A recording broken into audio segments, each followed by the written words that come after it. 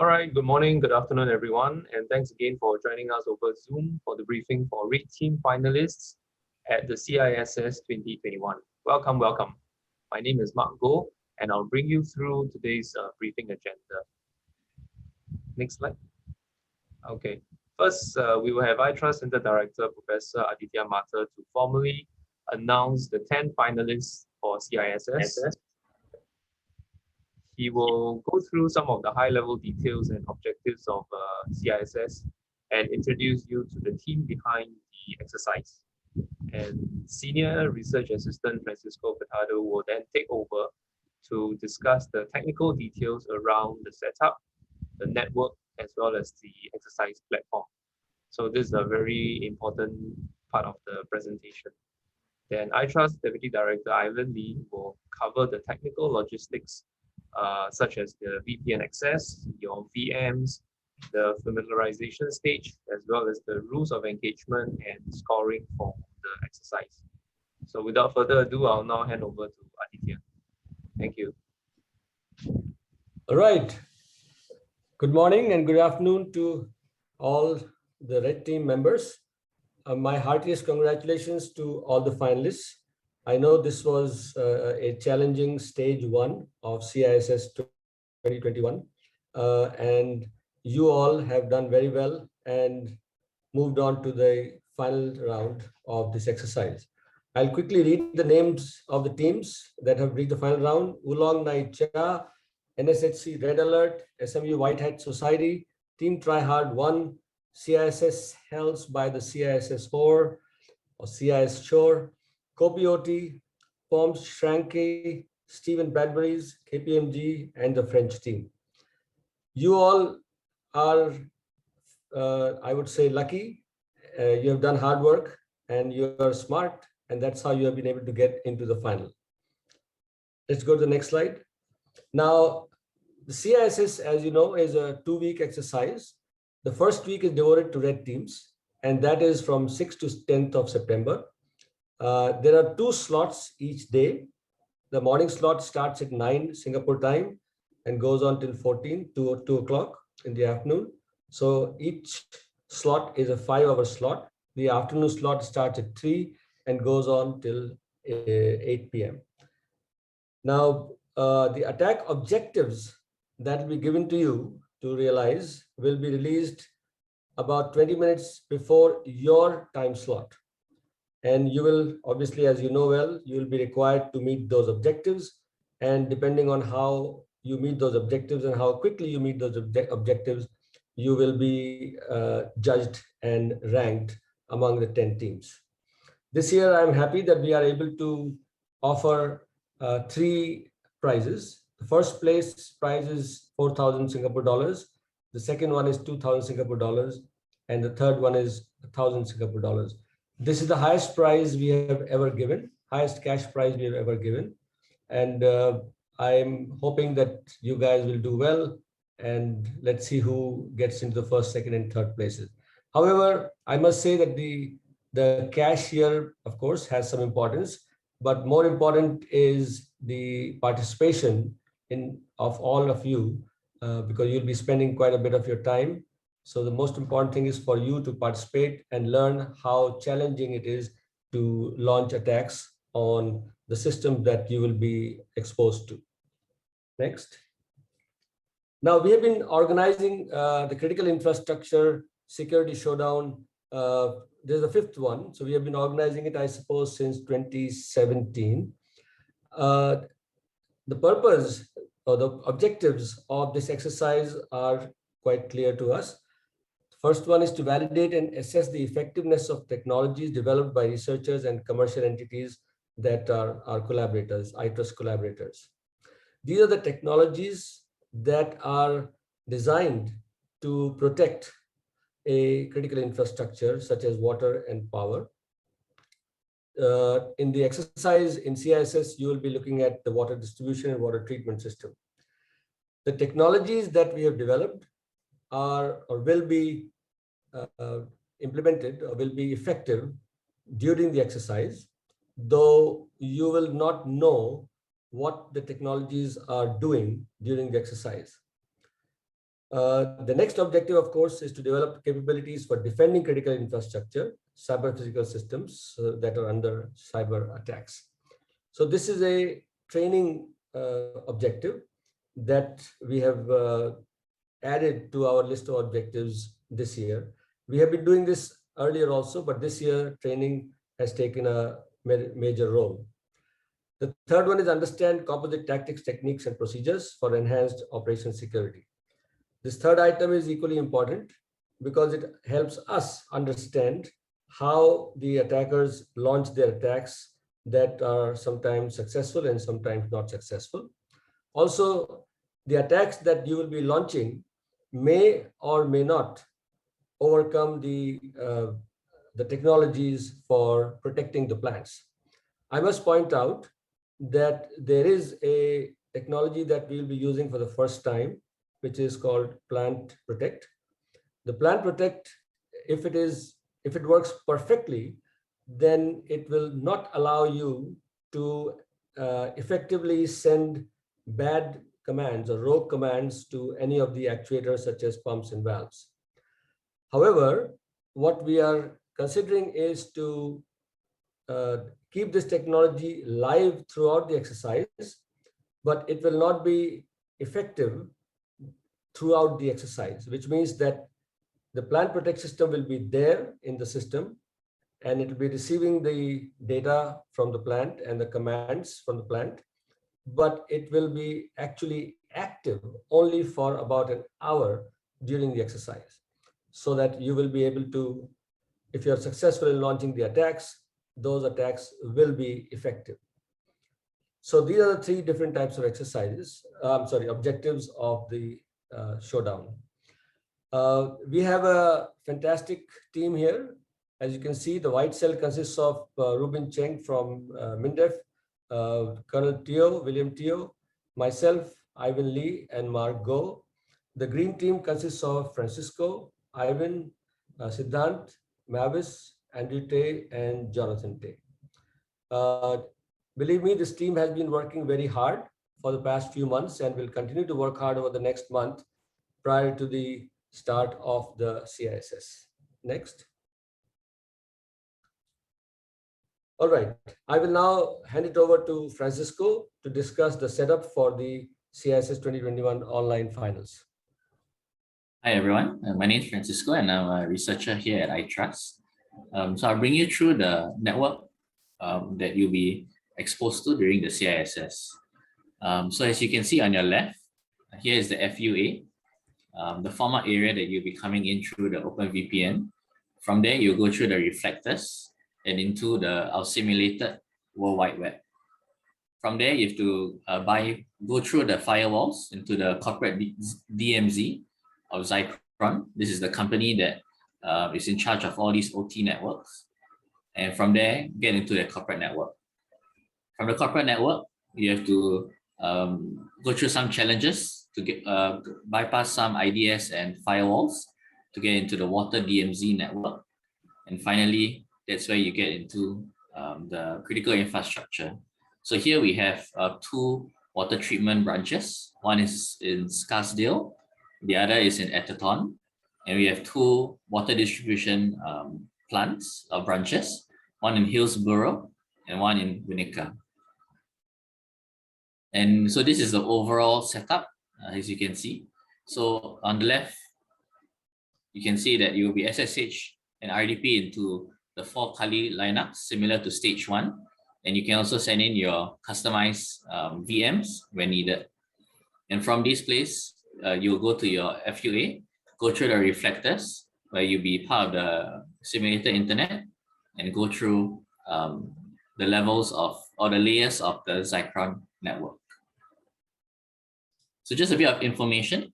As you enumerate through the network, you will have to distinguish between the different branches. So there are four branches, as explained earlier. The first 2 branches that we'll be describing is the water treatment plants. This is in Scarsdale and Atherton. So this is a water treatment plant, and it is a modern 6-stage process.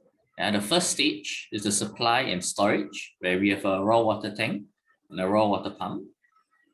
Next, the water will be moved to the pre-treatment where there's chemical dosing.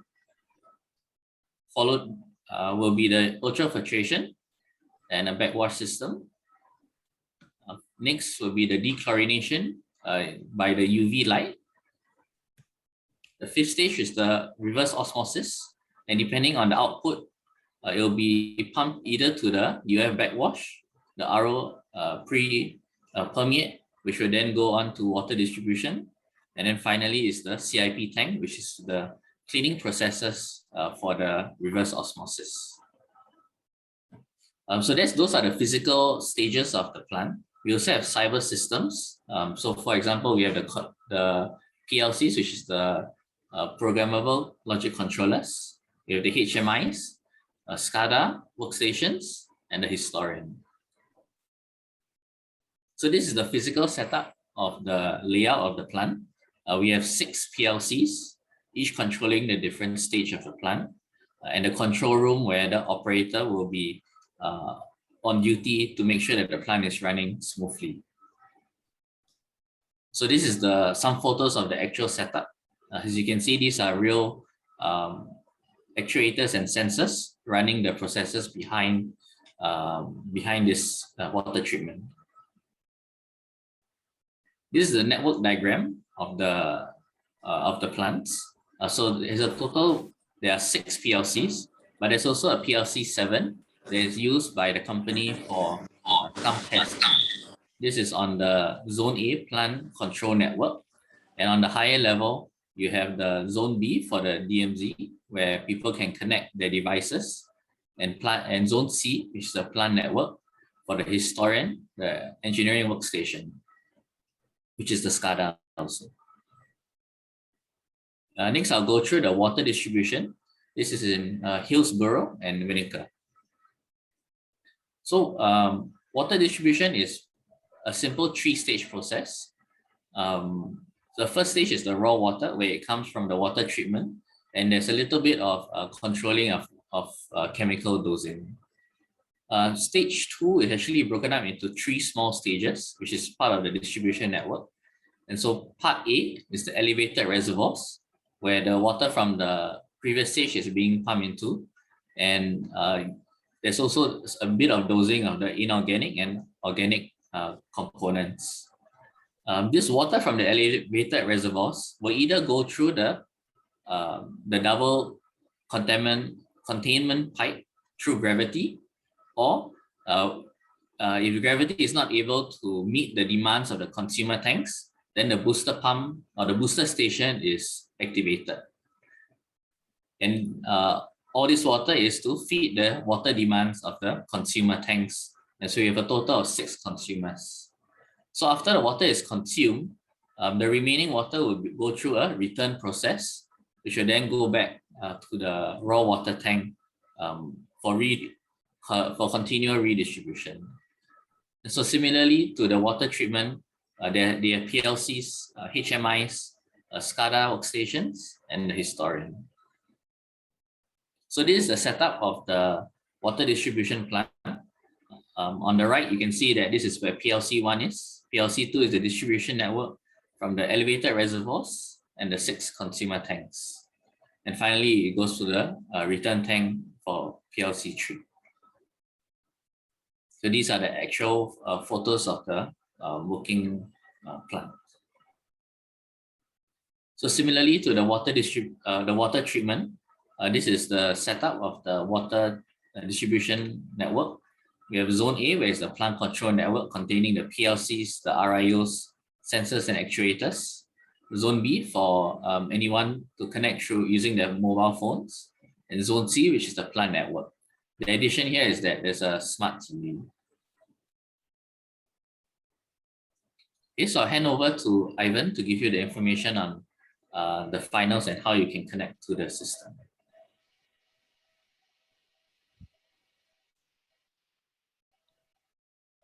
Hi, good afternoon, everyone. Could you hear me?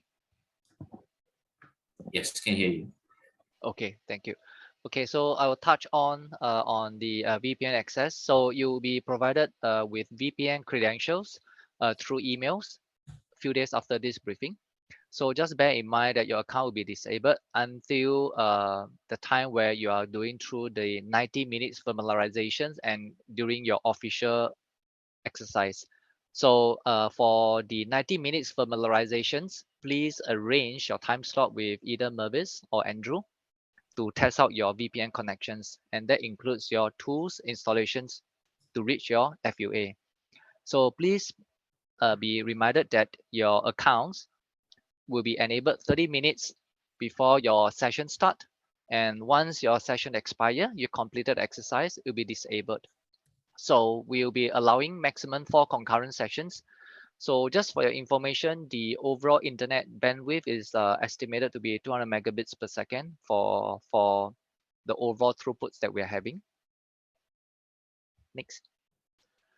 So this is also information for you regarding the VM at the FUA. We'll be assigning 8 CPU core 16 GB RAM for you, and you'll be given full administrative rights. The login is Kali. Please take note of the IP addresses. So you can actually, once you establish your VPN connection, you can either choose to RDP or SSH. So for those who felt that there's a lag in your RDP, my recommendation to you is to use SSH. All right. So each Kali VM at the FUA will have 3 network cards. One is the real internet access for you to download and installing any tools. The other one is the VPN access itself, and the third one is the exercise network. That is our simulated World Wide Web. And so bear in mind, the IP address is in the range of 100.100.100 range. All right. Next. So this year exercise, we have included additional reflector. So we'll be using a Ubuntu 18 with GUI. However, this reflector does not come with any internet access. It is basically there to exhibit technical capability of how the red team can penetrate or attack Zycron. So each reflector itself has 4 CPU core and 8 GB RAM, and also administrative rights. Take note of the credential. So the reflector itself basically is an intermediate system connecting between your FUA and the actually simulated World Wide Web of the exercise network. Next. So in the event that you felt that you're more familiar with your own customized VM, please feel free to provide us. Whether you want to use your own Kali or you have your own reflectors, please provide us the VMDK. So we accept that, but please provide us in advance. And when you provide us, we also need your help to take note of a few things. You will actually need to inform us how many CPU cores and RAM you think is suitable for your VM to work properly. And we require you to install features such as your RDP, SSH. Make sure that all these features are installed by you. And of course, we need to have access to it to configure the network. As such, please provide us your credential, right? So, and one more thing to highlight. So in the process of your whole exercise, if you felt that there is a need for you to install additional server, you are free to do so. So for example, if you want to install C2 server, please also provide us your VMDK and we will install somewhere for you. And then after that, we'll inform you the allocated IP. And during your familiarizations, you can actually try to test the connections and try to play around with your C2 to adjust whatever strategy or adjust any payload or adjust any attack strategy or enumeration process that you would like. All right. Something you should be mindful that is the deadline for customized VMDK to be provided to us will be on 23rd August 2359 GMT +8 Singapore time. Okay, please stay on this deadline. So what should you be expecting during these 90 minutes familiarizations? So please test your VPN connection, configure and test your reflectors, configure and test your server, such as your C2 if you request us to deploy for you. You may want to test the release of your payload if you have any, install any tools. You may even also encourage to scout around in the exercise network, including your enumerations. so that you can be more familiar and with the environment that you're in. All right, and during that 90 minutes, feel free to request any support from us through email. We will respond to you. But please bear in mind, do not launch any attacks, all right, on any of the systems. Okay, so there are 3 slots. Okay, and the familiarization has been scheduled to be between 4th to 13th of August. Slot 1, 2, and 3. Take note of the time. Please email to Mervis or Andrew, and they will arrange the slot for you according to your selections. Okay. Sorry, Next slide. Ivan. Yes. Sorry, can you go back? So after this briefing, I will be sending you a link, a Doodle link, which you by now should already be familiar. This Doodle link will be the one that you use to select your familiarization slot. Yeah. So Okay. rather than receiving an email from Mavis. So just to let Okay. everyone know about that. Yeah, thanks. Thank you, Mark. So let me make the change. Please refer to the link that Mark will be providing you and select your slots based on that link. Next. Okay, so some of the out of bounds and system information, please do not attack any hypervisor, even if you have managed to gain access. Those IP in the range of 9, 10, 1.2, 222, or 169.254, those listed in this slide, please do not attack them. Some additional information for you in the event that you need to prepare for your attack, that is, the enterprise system, the network is set up with commonly seen vulnerabilities that exist in real world. That's 1. 2, the security maturity for Zycron is only average. Employees are known to be frequently working overtime, exhausted, tired. All right. So these are kind of things that will give you additional added advantage when you are planning for your enumeration for your attack strategy. Next. Rules of engagement. So please be ready 20 minutes at the form up area prior to your time slot. You need to dial into Zoom and ensure that you have a steady connections. If you need any additional tool, please feel free to install them. So I strongly encourage that you install your tools, configure, adjust, or whatever, play with them, test them during your familiarization. However, if you have a last minute tools that you deem necessary, feel free to install them. Please be reminded that real internet access is open throughout the whole exercise, but it is only open to your FUA. So if you need to install any tools at any point in time of your exercise, please feel free to do so. You please use your provided open credential to reach your designated FUA. So for that, Mervis and Andrew will be the one to sending you your credential. Each team will have a different credential, and it will only be open during your familiarization and your exercise time. Next. All communications, coordination in Zoom between a judge and RT will be done through your lead. So at this moment, I believe you should have selected a red team lead, and most of the interactions will be through the lead. This is to minimize interactions between the rest of team members so that they can focus on the attack. All right. And things that you should take note of is you are required to share your screen throughout the time slot and will be doing recording. However, this is purely meant for analysis, our research technology validation analysis purposes. We will not publish or share without your permissions. All right. So once the judge declare begins, okay, that will be the start for your 5-hour sessions. All right. So before you launch any attack, please ensure that you receive a go ahead signal from the judge.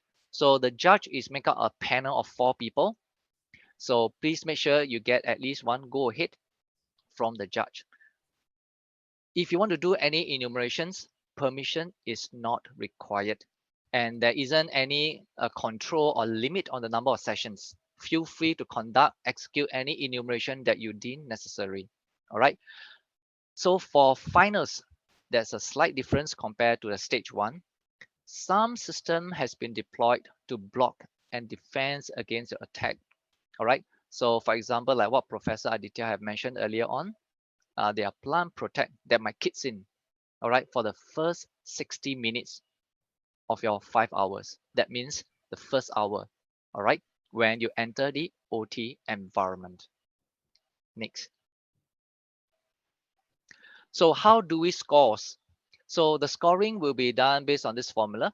So it contains certain multiplier. For those who are familiar with last year exercise and even earlier, you might know that there are some scores given based on the attack. So for this year, there's a parameters that will be rewarding based on the attack of the based on the attack that you have achieved, based on the attack objective that will be given you, and it be given based on discrete point. So it be 100, 200, 300, or 400.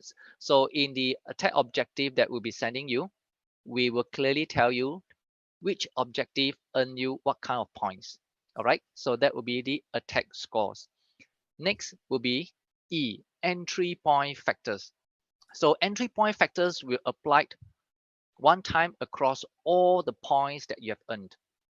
So you'll be rewarded when you are using a reflector. Because why? You are using a reflector to mask your identity. It means there is a higher level of difficulties and challenges that you need to conquer.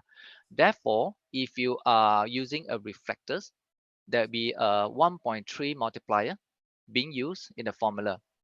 Otherwise, if you bypass the reflector for whatever reason, then this E will be 1.0. All right. Next, teleport. There will be time where you are given for attacking the IT space, the IT network before you get into the OT. So that will be your lateral movement, and that will be your pivot. So what happened is that in the events that you either choose to give up or the time has expired after extensions up to 60 minutes, then what happened is that the teleport factors will drop. T will become 0.5 if you request us to teleport you, meaning drop you directly into the OT network. T will become 0.5.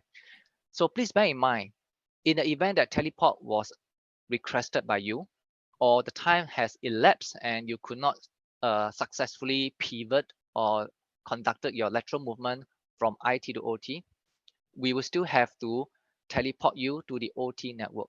In that situations, your T will naturally drop to 0.5, and your entry point factors, even though you're using reflector, it will be dropped to 1.0. All right. However, if you successfully have done your pivot or lateral movement, teleport factors will be 1.0. Okay, next. So this year we have installed something called IDS. So how does the IDS work as a penalty? So we actually group them according to 30 minutes time frame. So in every 30 minutes, as long as there's one detection, one alarm being raised by the IDS, we will let you know that the alarm has raised within this 30 minutes. And what happened is that there will be a 50 point being deducted. All right, 50 point being deducted. So the maximum deductions over 5 hours will be 500 points. Okay, that's something you should take note of. Next is B, bonus. So in the event that you are able to disarm the IDS, okay, or you have done some attack that is, I would say, sophisticated, very fantastic, and the judges are impressed, then a bonus will be given. So bonus, or for instance, the case where you are able to disarm the IDS, it will earn you 500 points. So just to take note, we have deployed Surigata and Zig IDS into the network in different kind of networks, and that will be some of the system that will be used as IDS for pick up your attack. Therefore, we highly encourage you to stay as stealthy as you can. So that is kind of things that we're looking at from the red team for this year exercise. Next. Rules of engagement. Okay, so this is just an example to show you. We'll be giving you objective through email. So there'll be discrete scores that being given. for example, hundreds, 200s, or 400s. And then we will take everything, the sum of all the points that's been awarded, multiplied by the entry point. So it can be 1.3 or it can be 1. And whether you have any teleport being requested or the time has elapsed and you have not yet get into the OT network, so there will be a teleport multiplier. And after that, with that total scores, we will either minus away the penalty, whether you have any penalty. If you have, we will minus it. If you don't have, it will be 0. Then we will add bonus, okay, back to your scores. So that is how you earn how we calculate your total points, okay, for each red team. So this is just an example to show you how we actually calculate it based on the formula that's given, reflected in the slide. Next. Okay, so for this part, I'll hand over to Mark. Mark, this is the roads to final, is it? Yes. So as you can see here, the familiarization, the 90-minute familiarization slot are available between 4th to 13th of August. Selected timing, not all slots are available on all days. Once you receive the Doodle link, you will be able to see which slots are available. There are more than enough for all 10 teams, so feel free to choose the slot on a first come, first served basis. As mentioned just now, the VMDK deadline, if you are submitting, will be on 23rd of August, 2359 hours GMT plus 8. And of course, the finals is in September. The Friday before the first day of CISS, which is 3rd September, we will have an opening ceremony at 5 p.m. Singapore time. We will send an invite to you, and hopefully you can join us for the opening ceremony. And the first day of CISS is on the 6th of September. I can see that most of you have already booked your time slot, your 5-hour time slot. So this is very likely the final arrangement. Unless you have any other changes last minute, you can make a request and we can see if another team would like to swap with you. But that is subject to the other team's agreement. So if not, then this is the end of the briefing. I see that there are some questions in the chat group over here. So I'll just read them off and then either Francisco or Ivan can answer them. The first question is, can you explain what reflectors are? Okay, I'll take this question. So reflector is always used in red team exercise to hide your identity. So in the event that you are being traced, it will trace you back to the IP address of the reflector. So it adds between, it's a machine that adds between your attack machines and your targets. So that's the purpose of reflector. So the purpose of having reflector inside this exercise is basically to elevate the challenge that we are giving the red team this year. So that is the purpose of reflector, to hide your identity when you are being traced by blue team. Okay, thanks, Ivan. Hopefully that answers the question. Another question that is related to reflector is, can we provide a VMDK file for the reflector servers? Yes, you can. Please provide us if you choose to use your own version of reflector, not an issue. Please make sure you take note of the timeline and give us sufficient time and the credential to log in so that we could adjust and install the right network cards for you. Okay, thank you. Another question is, what can we do during the familiarization stage? Can we explore the network or are we constrained within the VM? You can, so I'll take this, Mark. So feel free to explore the network, and even if you want to do enumeration when time permits, please feel free to do so. The only thing that you should not be doing is to launch attack. All right. So please feel free to do your scouting and enumeration, Mark. Okay. This question relates to the finals. That means during the 5-hour itself. Can we ask the judges if our attack failed because of plant protect, or is it because of an invalid attack? So if it happened that the attack failed and they want to find out the reason why, whether is it due to plant protect or whether is it because their attack was not successful, can they ask the judges about this? Can we take this offline and reply? Yeah, sure. Another one from Adam would be, during the qualifiers, we asked about not being able to see the traffic that we were expecting. Specifically, we could see CIP UDP coming out from 0.20 and were expecting some TCP CIP when we used EtherCAP, but there was nothing. We also noted it was odd that the UDP data payload seemed identical for all packets.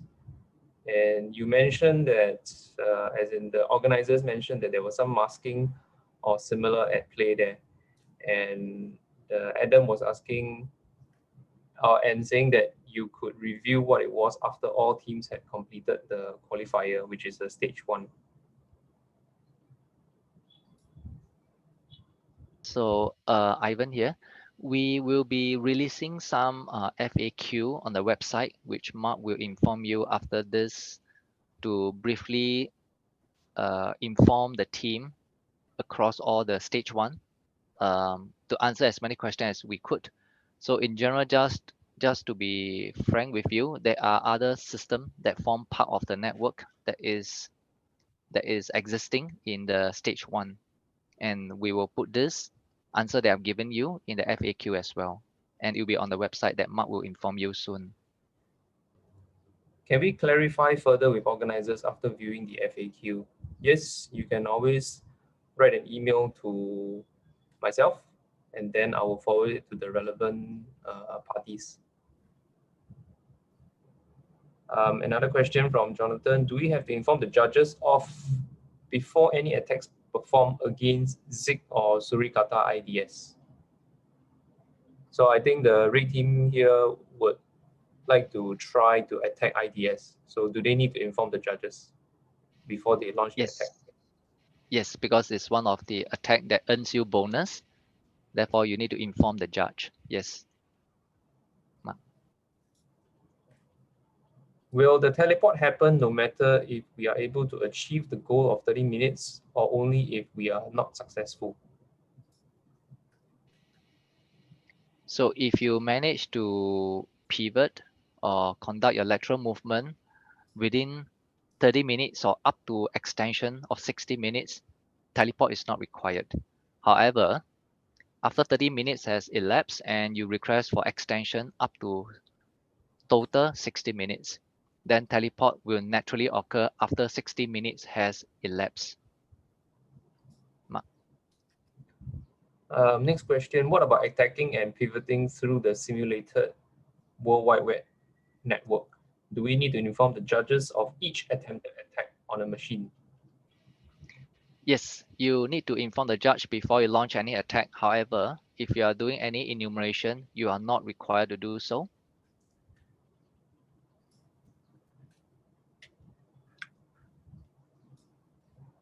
And just to highlight that the reason why you inform the judge is there are green team on standby. So in the event that anything happens, the green team could recover so that you could continue your exercise. A question about the link for booking familiarization. Yes, it will be sent out today, likely before 7 p.m. Singapore time. So fastest fingers first.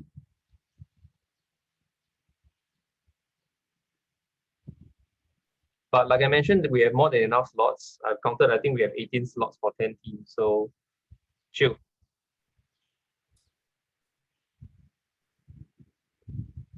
A question on the informing judges before the attack. Do you mean to tell the judges? Do you mean that to tell the judges before attack means that telling them we will begin attack and not for each attack on the same server? Launching attack on the same server, does he need to inform the judge every time if the attack is on the same server? Yes, if you have attacked, you find that you are not successful. if you want to launch a attack again, just let the judge know. Yes, you are required to let them know. But the process is very quick. Just ask and they say go ahead and you can continue. It should not take more than a few seconds. Yes, inform every time. Will there be deductions if we fail to inform the judge? No, don't worry. If you forget, you too engrossed and you missed out informing the judge, there's no penalty. They will just give you very nice remark they just will remind you, just take note of that. So there will not be deductions, don't worry. But please don't do it on purpose. Thank you.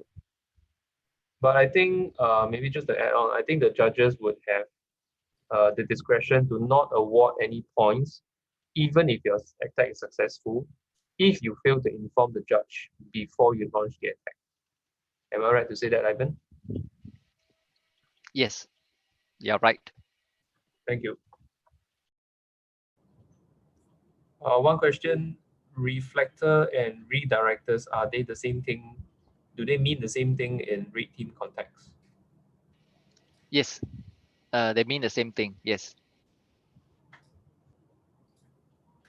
Okay, I guess we can still continue to take questions offline. If you have any, feel free to email us. We will end the briefing here. Okay, any last words from Aditya, Francisco, Ivan? If not, thank you so much for joining us. We hope you found this briefing useful. Feel free to reach out to us anytime and have a good weekend ahead. Thank you so much.